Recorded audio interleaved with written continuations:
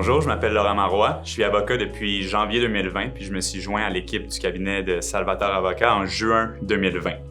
Le sujet de la capsule aujourd'hui, je vais vous parler du droit des successions. Comment est-ce que s'ouvre une succession, donc de son ouverture. La deuxième partie va être dédiée aux règles de dévolution de la succession. La troisième partie de la capsule va traiter de la manière dont on va administrer l'actif, le passif du défunt. Puis finalement, la dernière partie va traiter des règles qui s'appliquent en cas de préparation ou non d'un testament. Donc le décès entraîne son lot de bouleversements. Chacun va y pallier à sa façon, certains plus rapidement que d'autres. Mais le décès emporte aussi avec lui bon nombre de questionnements, que ce soit pour la famille, pour les proches, tout comme pour certains tiers. Il faut savoir que la succession s'ouvre, on le sait, par le décès, mais, fait moins connu, va s'ouvrir au dernier domicile connu du défunt. Avant d'entreprendre quelque démarche que ce soit, il va être donc bien pertinent de savoir quel tribunal va être compétent, puisque certaines règles de droit international pourraient s'appliquer. On peut penser à l'exemple de quelqu'un qui serait né au Québec, il aurait fondé une famille, il aurait toujours de la famille, mais aurait décidé d'aller s'installer ailleurs et il aurait finalement terminé ses jours.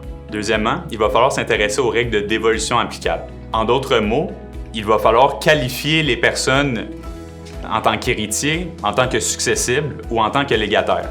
Déjà là, il faut démêler ces notions-là. Un héritier, c'est une personne qui a accepté la succession. Un successible, c'est une personne qui n'a pas encore exercé son droit d'option.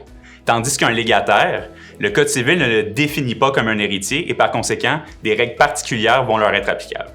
Troisièmement, il va falloir déterminer à quel moment fixer l'actif et le passif du défunt. Donc, autrement, il faut se poser la question où commencent et où se terminent les avoirs et les dettes du défunt. Donc, une fois ces valeurs établies, il sera important de déterminer les opérations qui pourront être effectuées sur ce patrimoine. On dénote principalement 3 démarches. Les premières étant les démarches dites préliminaires, on pense par exemple à l'organisation des funérailles. Les secondes dites conservatoires, on peut penser à ce moment-là à la fermeture des comptes de banque, la fermeture des comptes de carte de crédit ou autrement à la majorité des avoirs du défunt. Puis finalement les démarches dites administratives. On pense à ce moment-là à la prise d'action en justice au nom de la succession à être ouverte. Finalement, question d'importance s'il en est une en matière de succession, le défunt avait-il ou non prévu un testament?